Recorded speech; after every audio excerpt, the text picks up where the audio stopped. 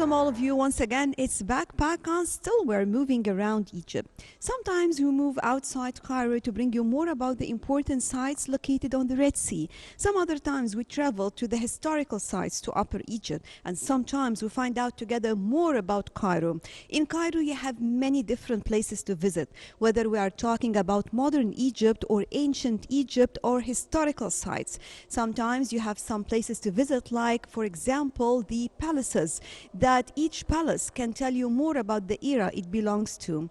In addition, of course, to the religious sites, like, for example, mosques, churches, and many other important places. Let's find out more about Cairo and more about the beautiful sites located in Cairo.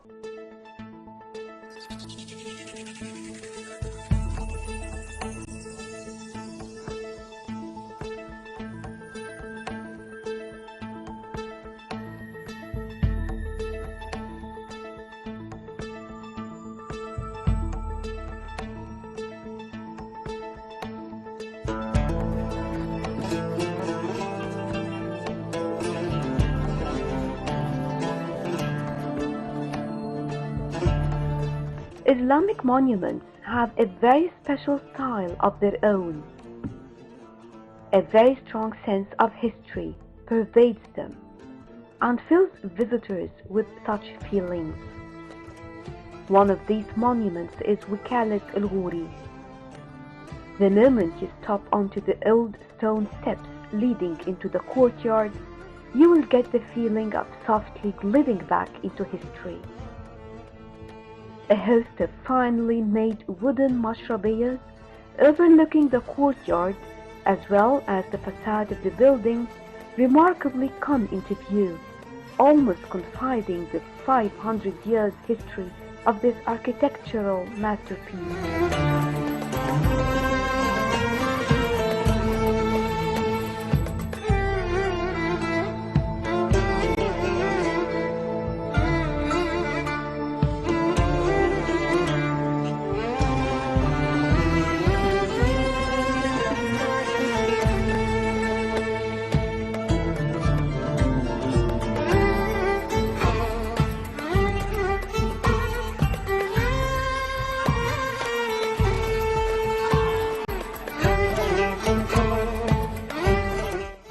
The Mamluk-style building is cosily situated amidst the historical district of Al-Azhar, downtown Cairo, which is remarkably rich with Fatimid and Mamluk monuments.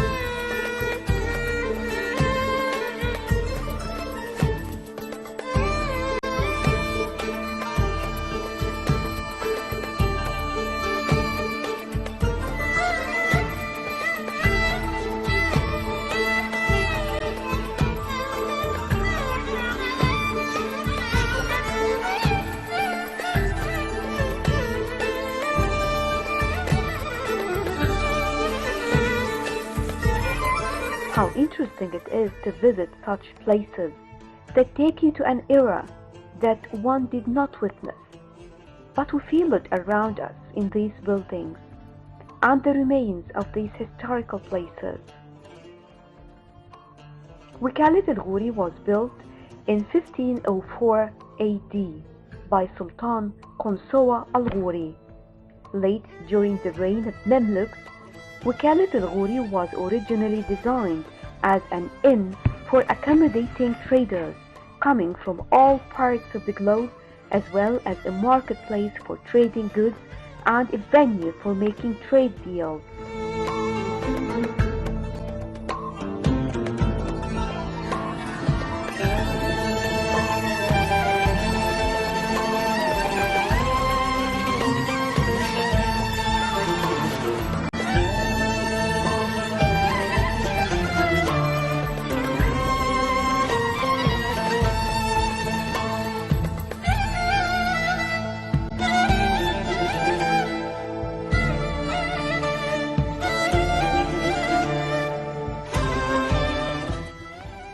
Before the discovery of the route of Good Hope, Egypt had been the hub of overland trade caravans from east and west. The external stone facade is impressive with its uniformity of windows, There are some few small windows on the first floor, but the upper stories of the building have 3 rows of groupings of 3 windows of varying design.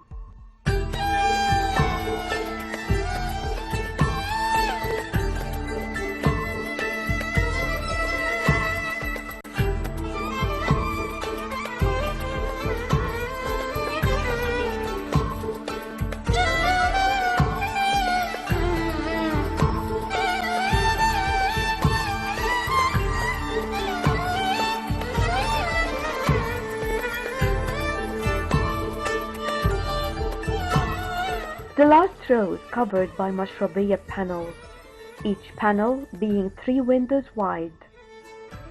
The entrance to the courtyard is via a great door mounted in a trilobate arch. Inside, the building is very regular, with the exception of the first floor, which has wide arcades intersected by a gallery. The building is made up of 4 floors, each comprising 28 rooms with domed ceilings, overlooking a rectangular shaped courtyard with a mosaic fountain in the middle.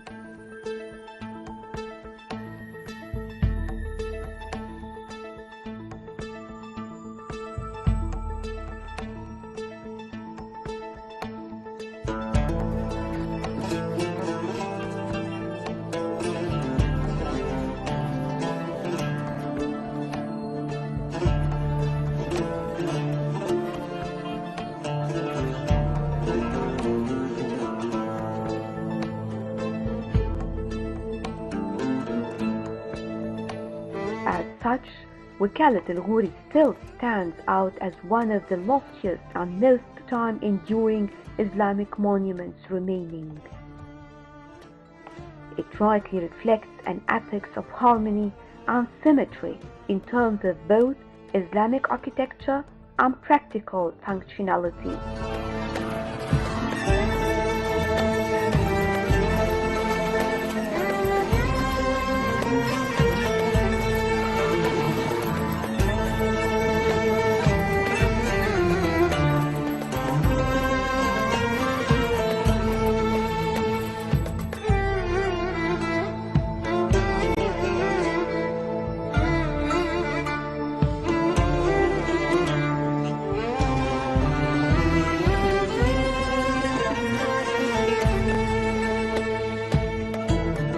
Wakalat al-Ghuri has earned its name as a historical monument. Its prestigious standing has been complemented and reinforced by its current status and mission as a distinguished arts and cultural institution. Now it is selected as the seat for reviving conventional handicrafts as well as housing of some contemporary artists. The antique building at present comprises 10 handicraft departments, side by side with 50 places for plastic artists and 6 non-governmental organizations head offices for artists, critics, museum lovers, and arts and heritage sponsors.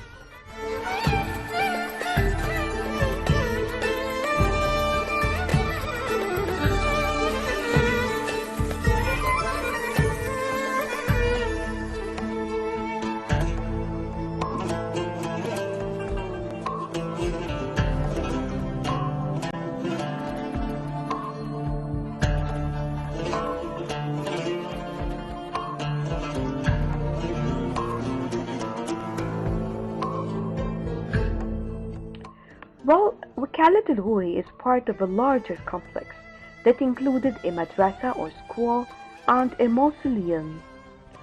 The Wakala is considered to be the archetypical caravanserai or Wakala within the city.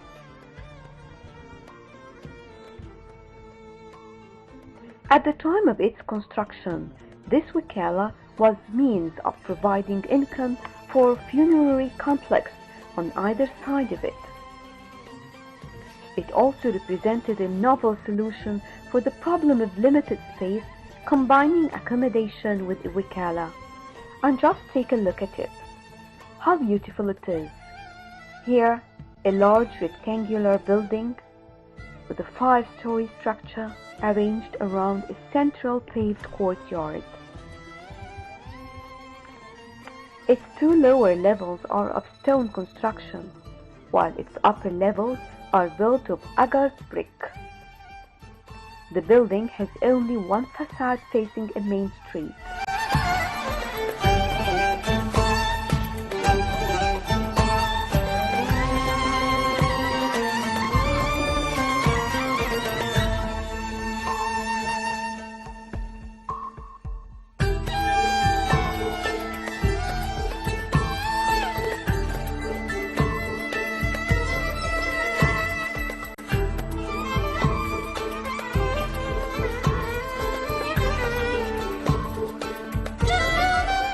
The main entry portal lies in the approximate center of this wall, composed of a pointed stone arch inset within a massive tripartite niche, 4 stories in height and adorned with a complex muqarnas pattern.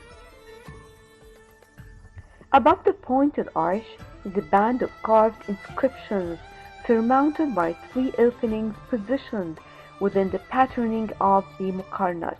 The first level elevation is mute, as it corresponds to the storage rooms opening onto the main courtyard. Each of the higher levels has a different type of exterior opening corresponding to its interior function on the main elevation.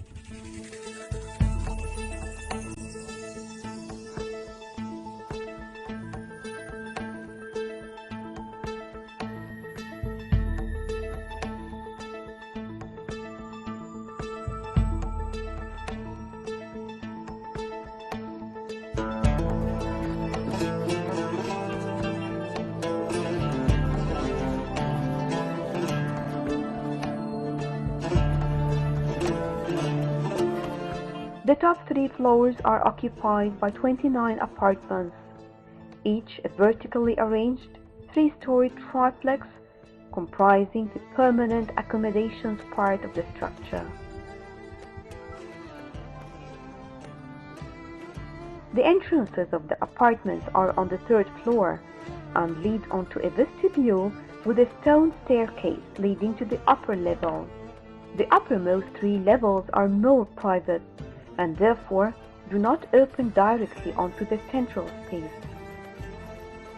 Rather, the courtyard facing windows on the 3rd and 4th floors are tripartite openings with simple wooden latticework, while the uppermost openings are framed by a more elaborate wooden mashrabiyya structure.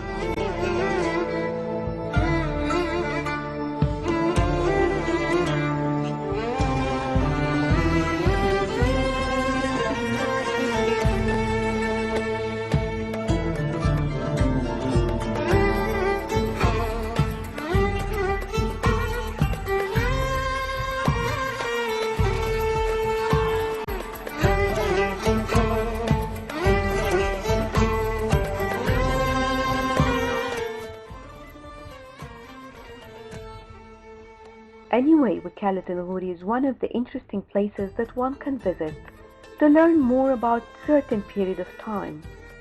But this is not the only place that one can visit in this area, because very close one can stop by El Hussein, one of the most beautiful and historical sites that one can visit in Cairo. It is one of the busiest places in Cairo. It also includes the Khan al-Khalili market. The Hussein Mosque is considered as one of the most important mosques in Cairo and a beautiful Islamic monument. It was built in the Fatimid period in the year 1154 and modified in the year 1236. The mosque is named after Al-Hussein, the son of Ali ibn Abi Talib, the 4th Caliph, or deputy of Prophet Muhammad, peace and blessing of Allah be upon him.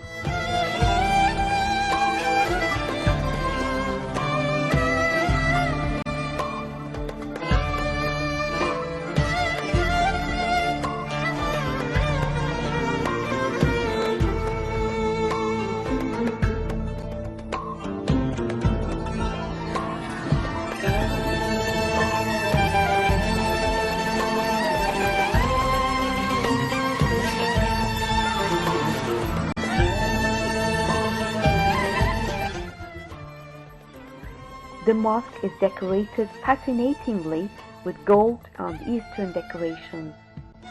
It was totally renewed during the reign of Khidr Ismail in the beginning of the 20th century, and the remains of the cemetery were discovered while some work was being done near the mosque foundation. The mosque is a unique piece of art, and so many people visit Al Hussein Mosque in Ramadan and also in the holidays afterwards.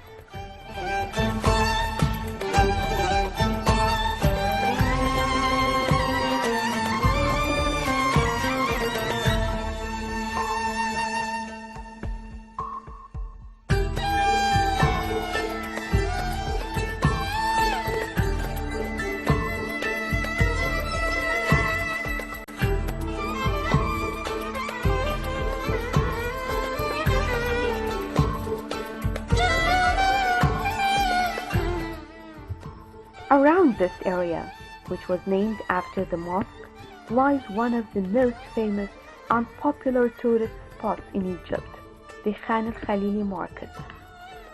In this place, everything seems old and Egyptian. There are a huge number of shops in the area that sell all kinds of gifts and souvenirs. This is besides the many Oriental cafes spread all over the place.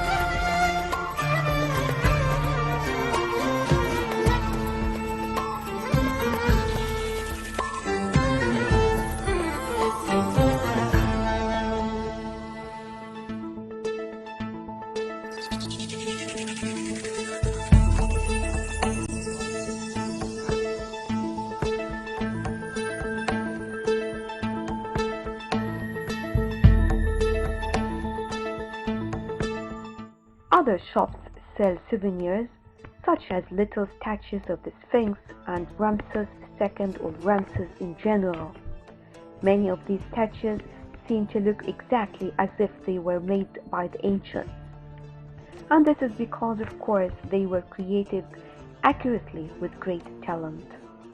Many tourists from different parts of the world were anxious to buy these gifts.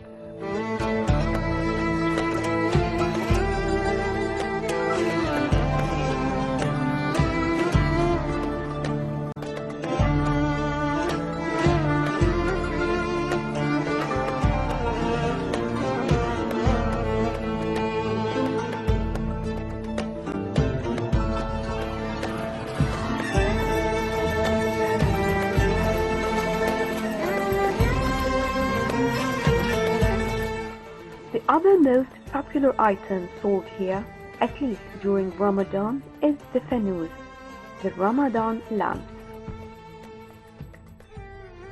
Children in the past used to hold them in their hands and go around and play while singing the popular Ramadan songs that never changed.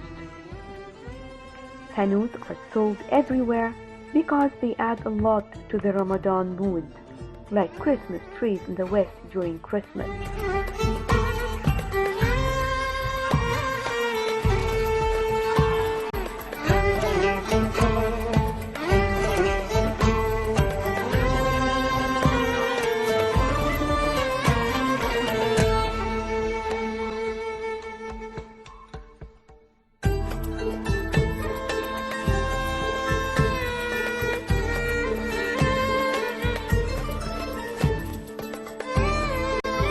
Papyrus art is sold in Al Hussein as well, and there wasn't a single tourist that wasn't interested in checking them out. We all know that papyrus was used by the pharaohs, but now there are some small factories that specialize in papyrus. Some of them are even painted using gold, but these are quite expensive.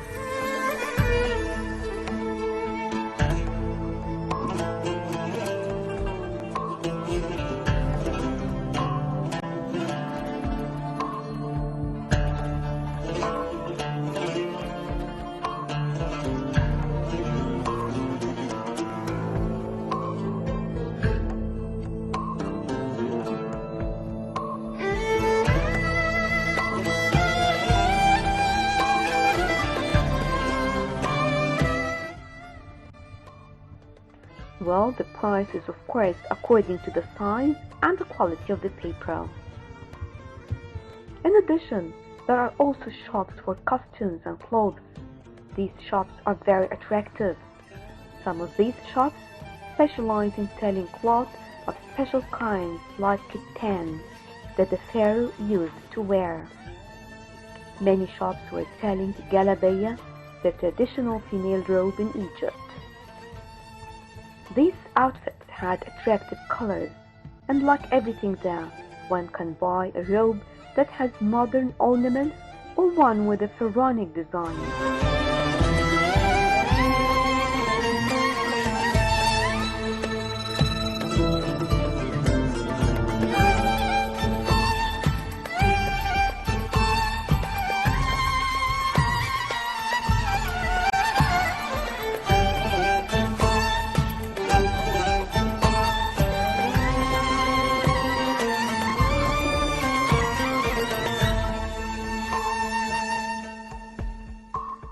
And don't forget the red tarbouch, which is the main item in this collection. These are no longer really popular among Egyptians, they don't use it now. In the past, Egyptians used to put it to protect their heads. These are not the only shops that one can find, but for anyone who is interested in shopping, will find a lot of things to enjoy and to buy as well. We just try to stop at some of the interesting ones, but still there are more.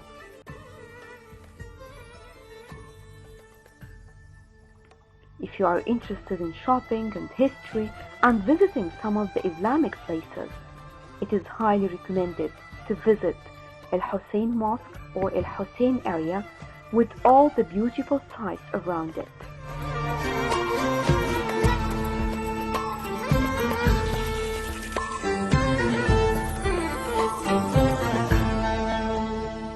So if you are looking to spend your vacation in Egypt, all what you need to do is just to put down your priorities and your needs during the vacation. If you are looking for a recreational tourism, if you are looking for some of the ancient sites, well, definitely I'm sure that you will find here in Egypt all what you are looking for. All what you need to do is just to decide on your own needs. When you visit Egypt, you will find many beautiful sites to visit.